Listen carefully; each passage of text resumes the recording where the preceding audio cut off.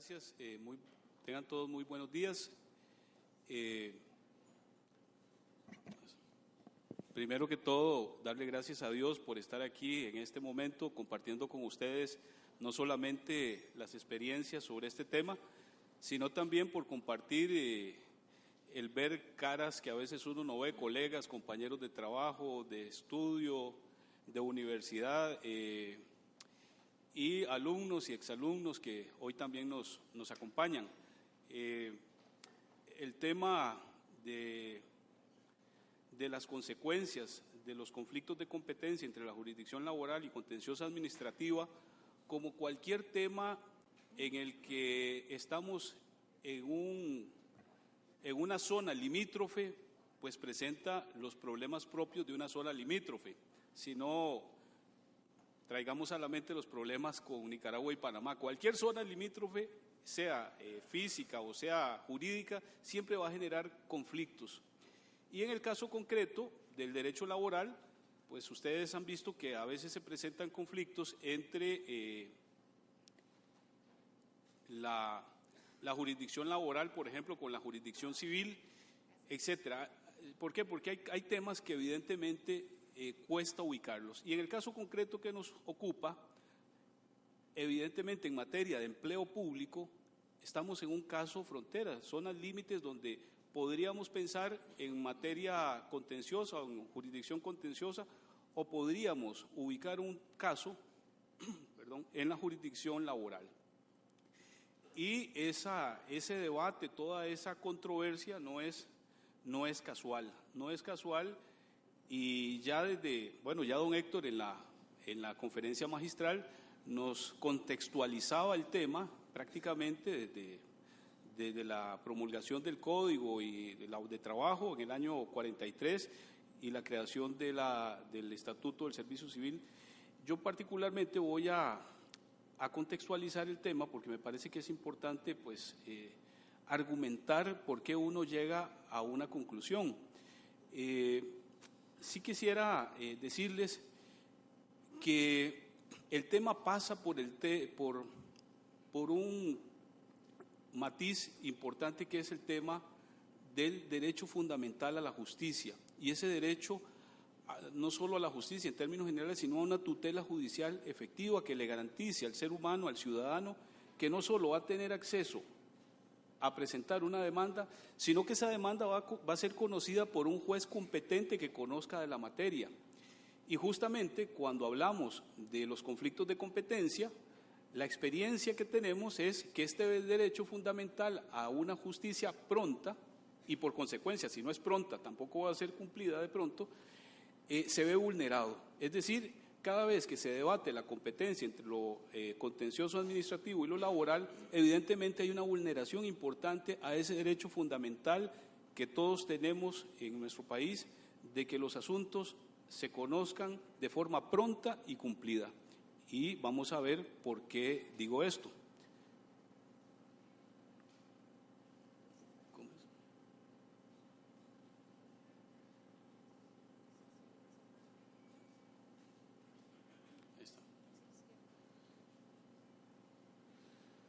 Ok,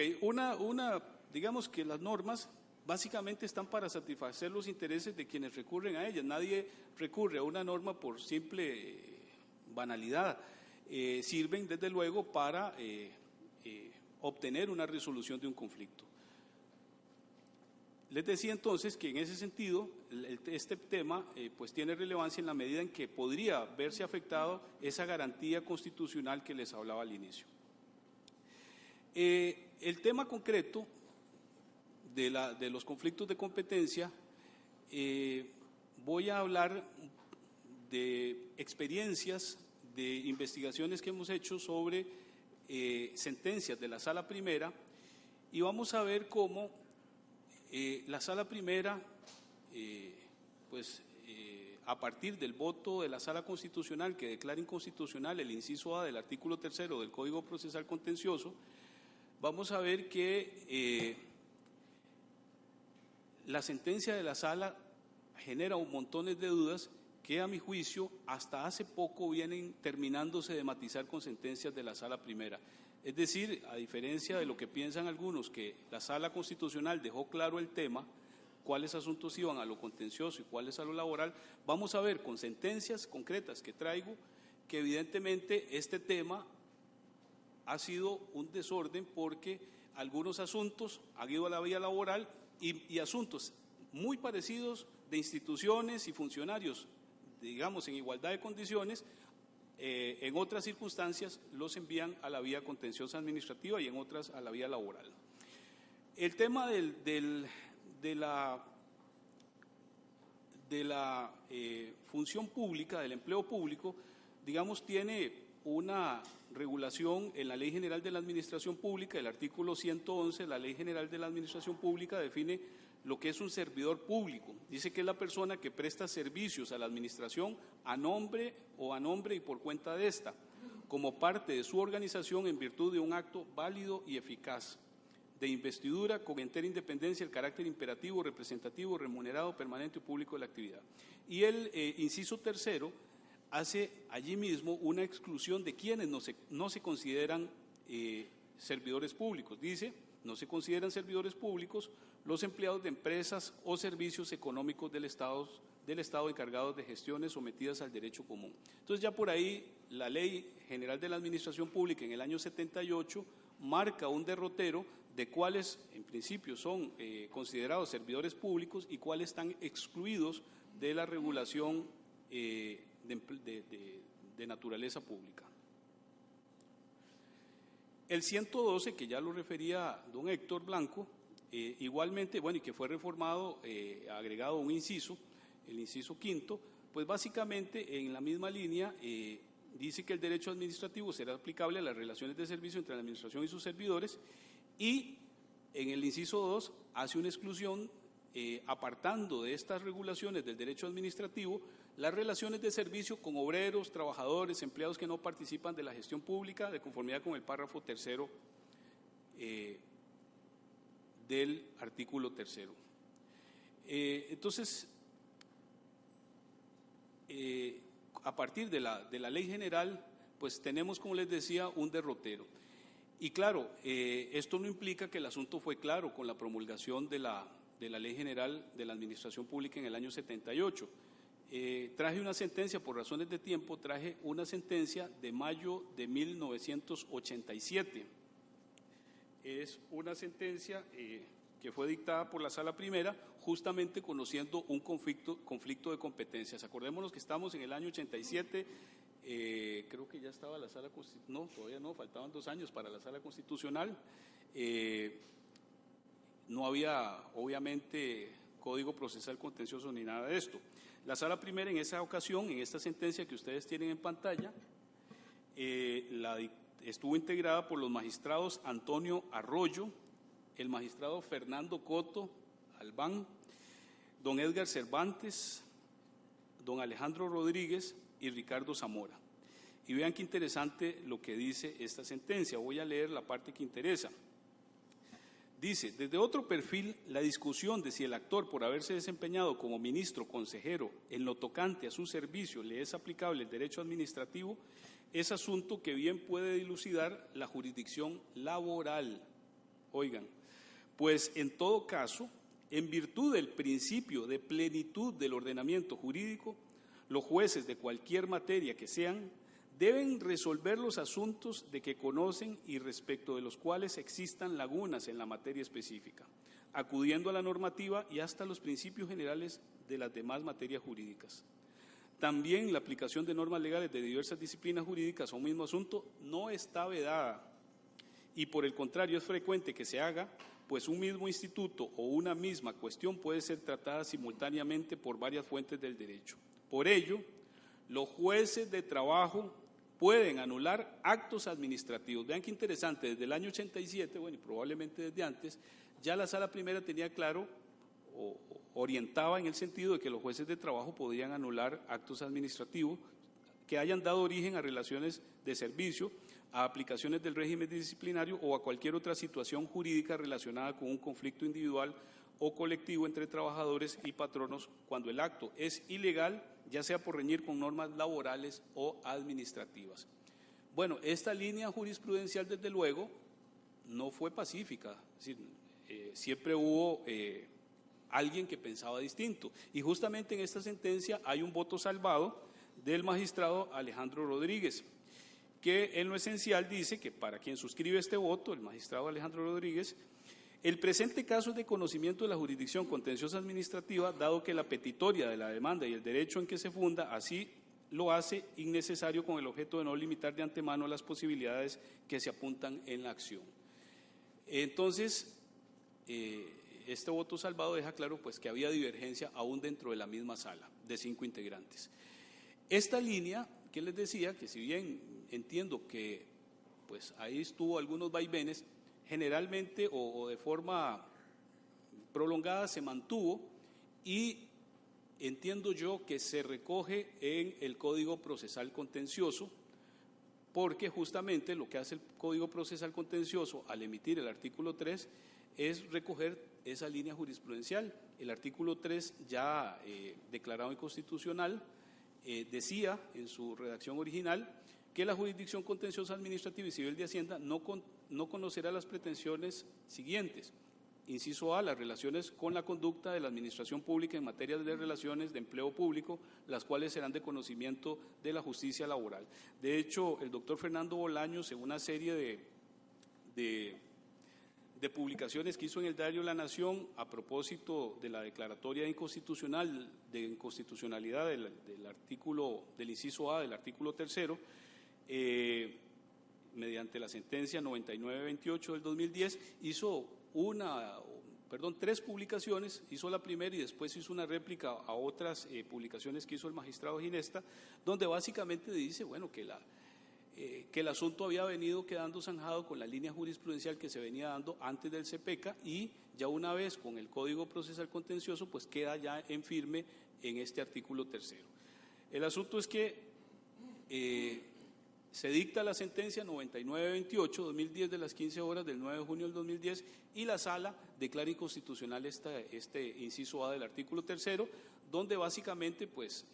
señala lo que ahora temprano decía don Héctor Blanco, que para la Sala pues, había que distinguir entre las pretensiones que por su contenido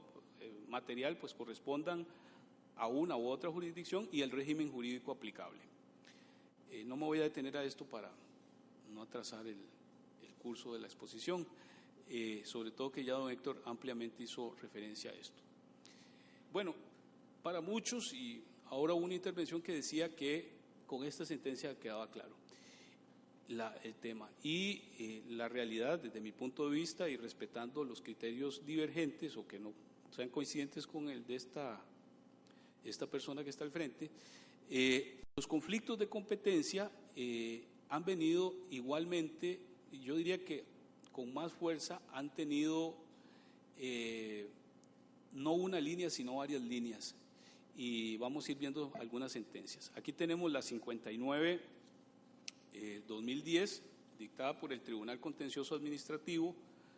y Civil de Hacienda, concretamente la sección 7ª,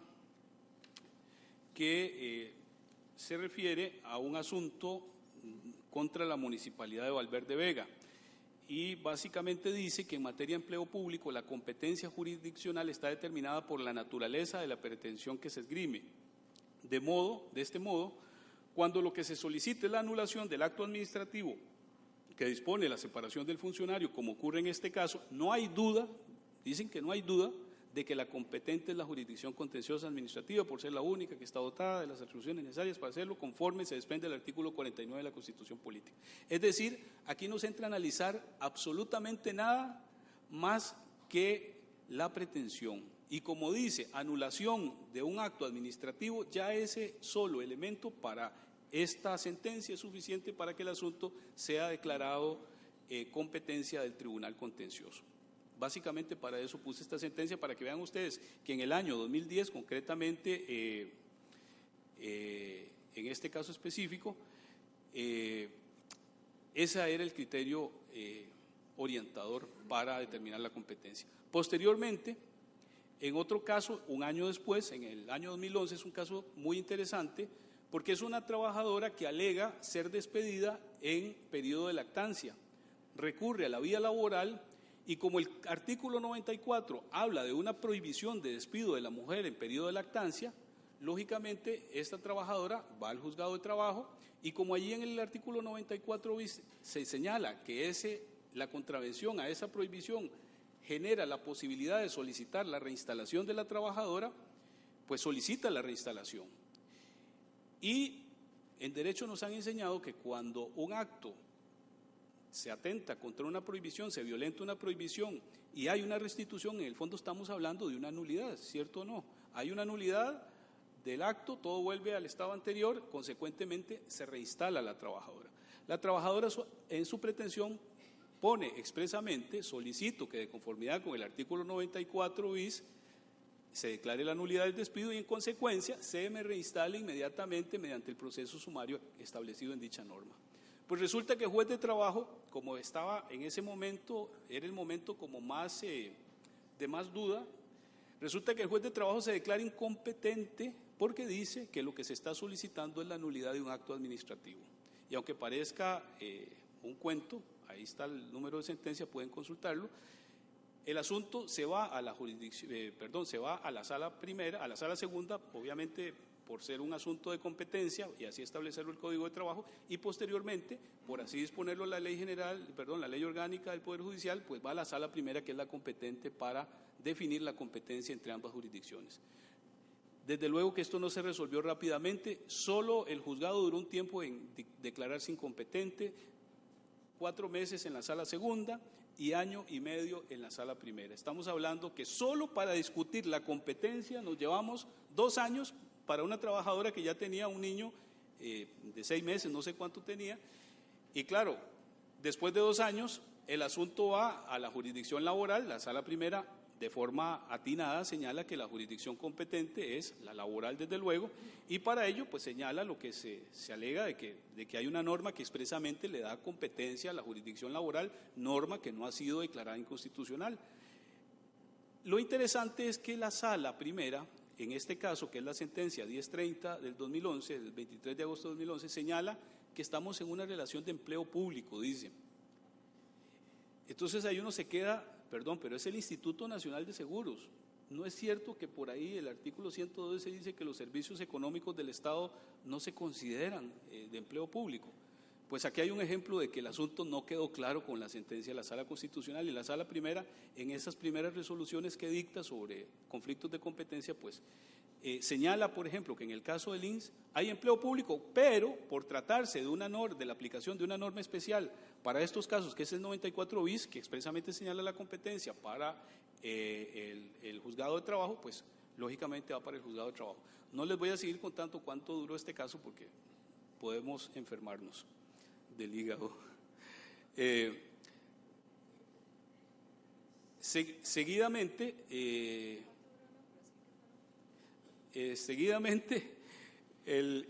mejor sigo porque si no aquí nos quedamos en ese caso y tenemos varios otros igual interesantes. Seguidamente, en el año 2012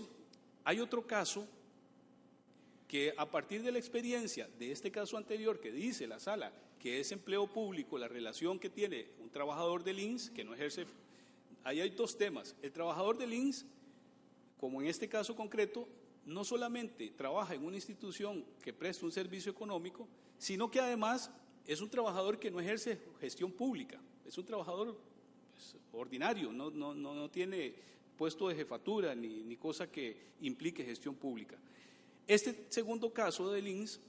se presenta en la jurisdicción contenciosa, teniendo en cuenta que ya habían dicho que era empleo público. Entonces, se va a la jurisdicción contenciosa, el tribunal contencioso le da curso a la demanda, la parte demandada, sea el Instituto Nacional de Seguros,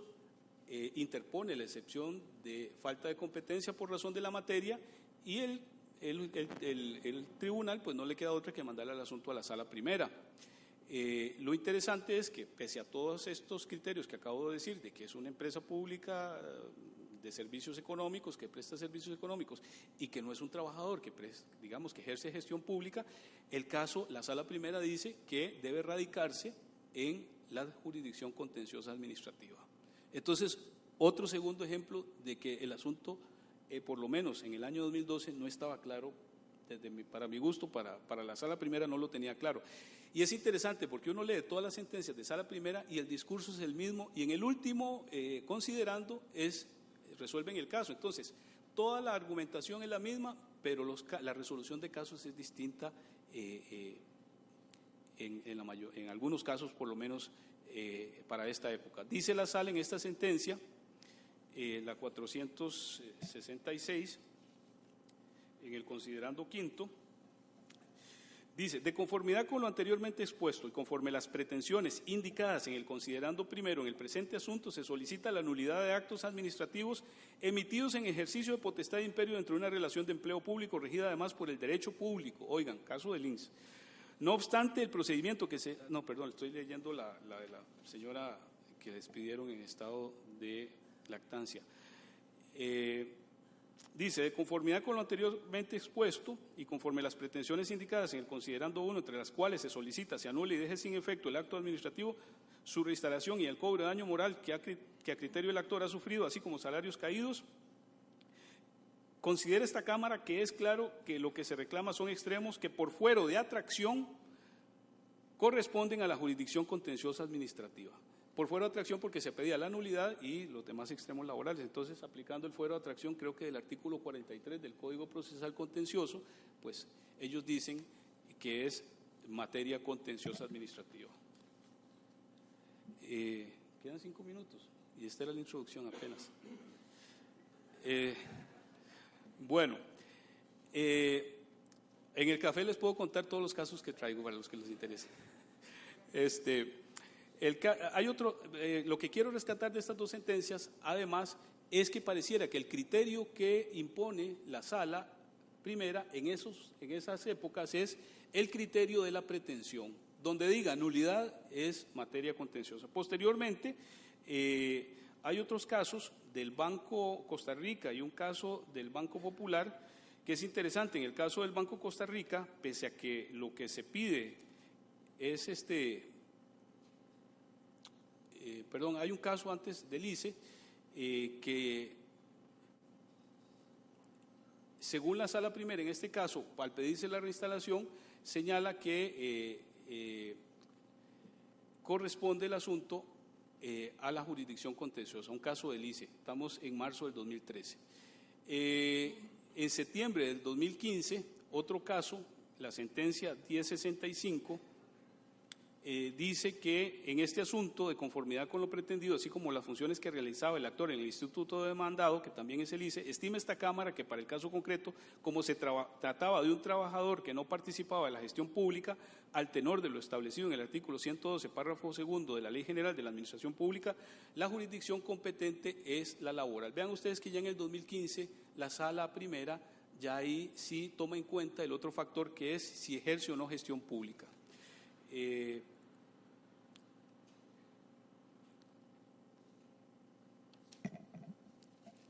Aquí tenemos un caso del Banco Popular. En este caso fue enviado, la sala se declara incompetente, declara incompetente la jurisdicción contenciosa y lo envía a lo laboral, un caso del Banco Popular. Ahora bien, para ir ya aterrizando, bueno, todos esos casos